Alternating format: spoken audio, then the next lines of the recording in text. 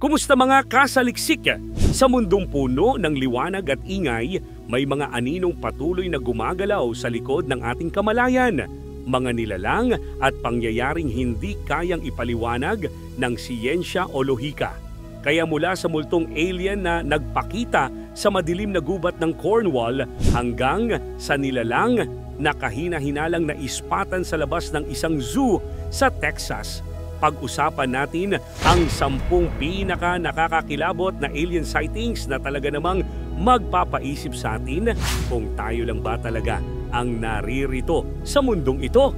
Kaya kung handa ka na, simulan na natin! Number 10. Multong alien sa gubat ng Cornwall. Isang gabing madilim sa kaharian ng Cornwall, ng isang grupo ng mga kabataang mahilig sa kababalaghan ay naglakad-lakad sa kakahuyan upang mag-ghost hunting. Ang hindi nila alam, isang kakaibang nilalang ang magpapakita sa kanila. Isang hugis taong anino na tumawid sa lumang tulay malapit sa isang lumang gilingan. Ang kuha sa video ay parang eksena mula sa isang low-budget horror movie, pero ang kaba at kilabot ay totoo. May dala pa silang ghost box o yung pangkomunikasyon daw sa mga espiritu, pero ang lumitaw ay hindi basta multo, kundi isang nilalang na parang halo ng alien at kaluluwa. Kung ikaw ay mahilig sa paranormal, baka mapatili ka sa eksenang ito.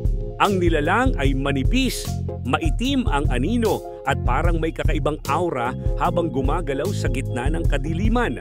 Ayon sa mga nag-record ng video, hindi raw ito likas na tao, kundi isang tagalabas, isang nilalang na hindi sa mundo nating galing. Ghost, alien o pareho. Ang gubat ng Cornwall ay matagal nang kilala sa mga kwento ng kababalaghan, pero ang encounter na ito ay nag-iwan ng marka at maraming tanong na hanggang ngayon ay wala pa ring kasagutan.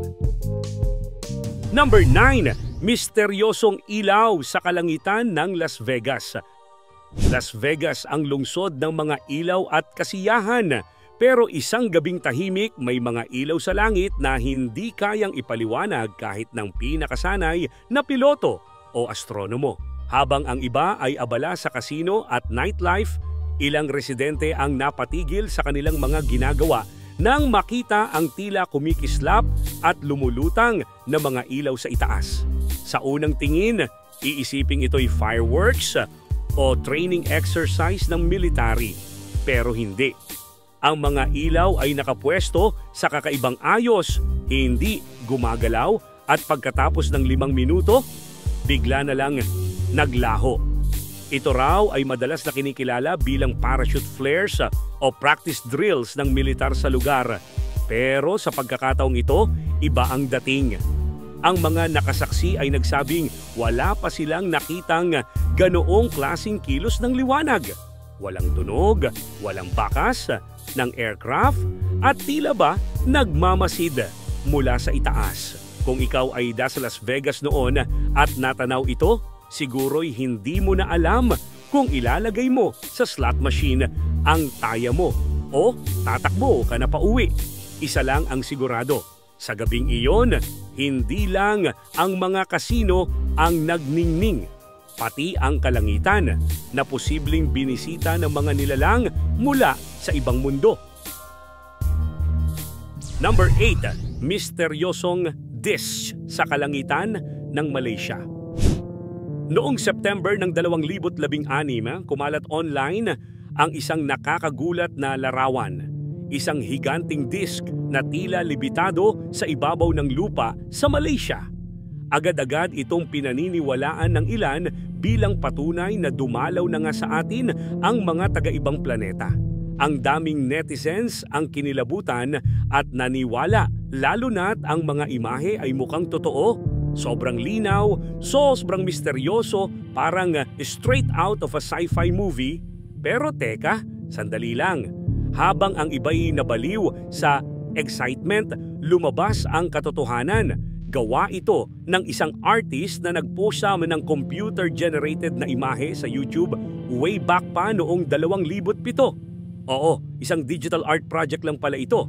Pero sa kabila ng pagbunyag, may ilang naniniwala pa rin na baka, just maybe, totoo pa rin ito at ginagamit lang ang CGI excuse para pagtakpan ang katotohanan. Ano sa tingin mo? Totoo? Kaya ang disc o isa lang itong malupit na prank mula sa isang artist na masyadong magaling? Number 7. Mabanggis na multo aliens sa gubat ng Salford. Salford, Greater Manchester. Hindi ito karaniwang lugar para sa alien sightings. Pero isang gabi, binulabog ito ng isang viral na video na nagpakita ng isang matangkad, payat at tila hindi tao na nilalang na palakad-lakad sa dilim.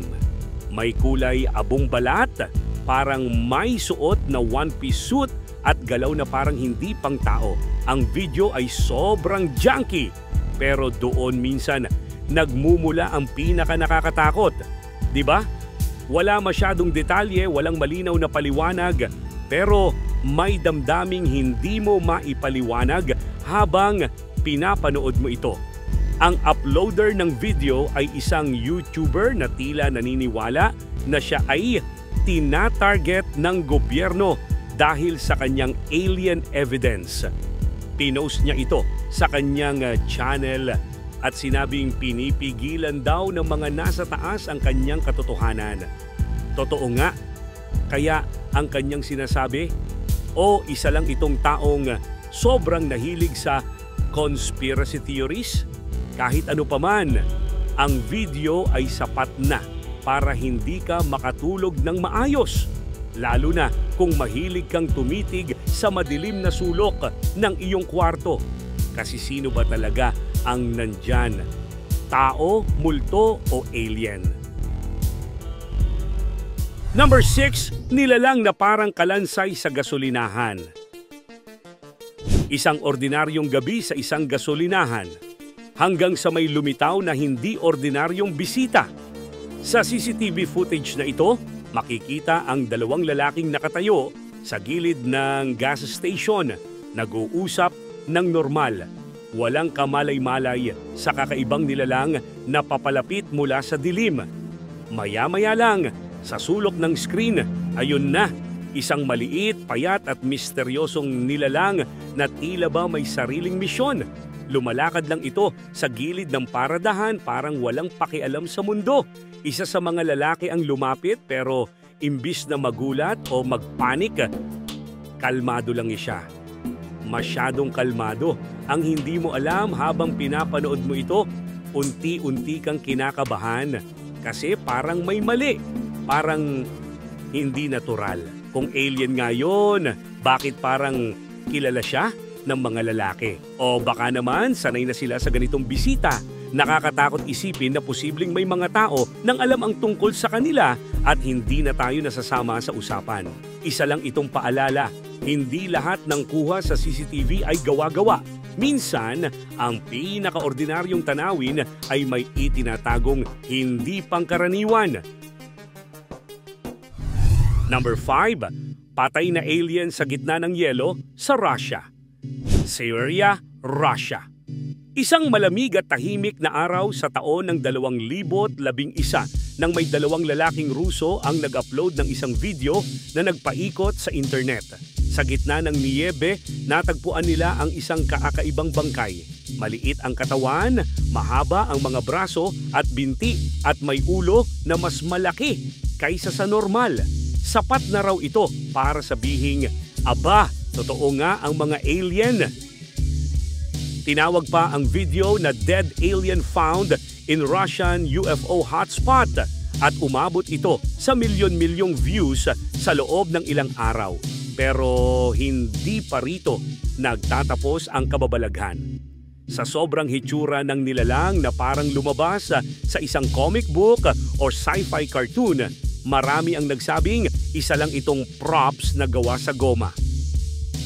Ang catch, walang opisyal na report, walang follow-up investigation at hindi na nakita ulit ang dalawang lalaking nasa video. Kaya tanong ng marami, kung peke ito, bakit tila may gustong magtago ng ebidensya? At kung totoo nga ito, Kanino ang bangkay at ilang katawan pa kaya ang hindi pa natin nadidiskubre? Number 4, UFO na parang tiktak sa karagatan ng San Diego. Isang araw noong 2004, habang abala ang crew ng USS Nimitz, isang higanting aircraft carrier ng US Navy, sa kanilang training exercises, bigla silang nakaramdam ng kakaiba. Sa gitna ng kalmadong dagat ng San Diego, may mga hindi maipaliwanag na lumilipad na bagay na napansin nila sa radar. Hindi ito simpleng blip. Ito ay mga lumilipad na obheto na gumagalaw ng sobrang bilis at kayang iwasan ang kahit anong habol ng fighter jets. Sinubukang sundan ng mga piloto mula sa Black Aces Squadron ang isa sa mga ito. At ang kanilang nakita ay tila giant tic-tac candy. Walang pakpak, walang makina, pero lumilipad ng mas mabilis kaysa sa kahit anong eroplano. Nakakabaliw ito dahil isa sa mga piloto ang talagang naka-face to face sa kakaibang bagay na yon at inilathala pa ng Pentagon ang video footage nito noong 2017. Ito na siguro ang isa sa pinakamanida na pinakadokumentadong alien sightings sa kasaysayan. Ang object ay kayang gumawa ng imposibleng maneuvers, lumalaban sa batas ng gravity at aerodynamics. Kung ito ay gawa ng tao, sobrang advanced. Pero kung hindi, baka nga dayo ito mula sa ibang bahagi ng kalawakan. Sa gabing iyon, sa karagatan ng San Diego, hindi lang dagat ang tahimik, pati ang gobyerno. Number 3, naglalakad na pantalon. Alien sa Fresno at Yosemite. Kung ang inaasahan mo ay alien na may malalaking mata at spaceship, kalimutan mo na muna yan. Sa halip, handa ka na bang makakita ng naglalakad na pantalon? Sa Fresno, California, may mga video mula pa noong 2007 na nagpapakita ng mga misteryosong nilalang na parang pantalon lang na may paa. Walang katawan, walang ulo, pero gumagalaw. May nagsasabing ito raw ay mga white creatures na 2 to 3 feet ang taas at tila may sariling buhay. Parang straight out of a Tim Burton fever dream. Ang kababalaghan ay hindi lang naganap sa Fresno. May sightings din sa Indiana noong 2004, Yosemite Park noong 2011 at Ohio noong 2014. Lahat sila pare-parehong nilalang na mukhang pantalon na naglalakad sa gitna ng gabi. Puppet ba ito na may tali? Optical illusion? O baka naman isang species ng alien na wala pa tayong pangalan? Nakakatuwang isipin pero nakakatakot pag nakita mo na. Ikaw, anong gagawin mo kung may makita kang naglalakad na pantalon sa bakuran mo? Number 2, nakakatindig balahibong nilalang sa kalye ng John, India. Akala mo bang tapos na ang listahan ng mga kakaibang nilalang? Think again. Isa sa mga pinaka-viral at hindi malimot na sightings ay ang kinuhang video mula sa John, India. Gabi iyon, tahimik ang paligid. Bigla na lang, isang payat na nilalang, mistulang walang damit at putlang-putla ang makikita sa gitna ng madilim na kalsada. Ang paglalakad nito ay parang dahan-dahang sinasadyang makita at ang itsura niya halos hindi mo kayang titigan ng matagal. Isang nilalang na parang hindi nilikha para sa mundong ito. May nagsasabing multo, may nagsasabing alien. Pero lahat ay nagkakaisa sa isang bagay. Nakakatakot siya. Walang sino man ang nakapagbigay ng malinaw na paliwanag. Kahit maraming nagtanong at nag-analisa ng footage, pero hindi mo na kailangang maging siyentipiko para maramdaman kung gaano ito ka-unnatural. At kung totoo ngang alien ito, bakit siya naglalakad mag-isa sa disyerto ng India? At kung multo siya, anong trahedya ang bumalot sa lugar na yon? Minsan, hindi ang biglaang paglitaw ang nakakatakot, kundi yung dahan-dahan, yung tahimik, yung parang alam mong pinagmamasdan ka rin niya. Number 1, nilalang sa labas ng zoo ng Texas. Eto na. Ang pinakakakaibang sighting sa listahan, isang still image lang pero sapat na para bumalot ang kilabot sa buong internet. Sa labas ng Amarillo Zoo sa Texas, may nakuhang larawan ng isang nilalang na hindi maipaliwanag. Matangkad, may mahabang katawan at tila may anyong lobo o werewolf. Pero hindi eksakto, hindi hayop, hindi tao. Isang bagay na wala sa kilalang mga species. Ang tanong, ano ito? At bakit nasa labas ng zoo? Na kung tutuusin ay puno ng pagkain at hayop na pwedeng pagmulan ng interes ng isang dayuhang nilalang. May nagsabing ito raw ay stunt lang ng zoo para sa publicity. Pero kung gimmick lang ito, bakit walang follow-up? Bakit hindi nila binunyag kung ano talaga ito? At bakit parang mismong mga authority ay hindi makapagbigay ng malinaw na paliwanag? Ang mas nakakakilabot, hindi ito video kundi litrato. Ibig sabihin, walang movement, walang kasunod, isang kuha lang at bigla na lang nawala ang nilalang. Parang isang paalala mula sa dilim. Andito lang kami, nagmamasid. Hindi kayo handa.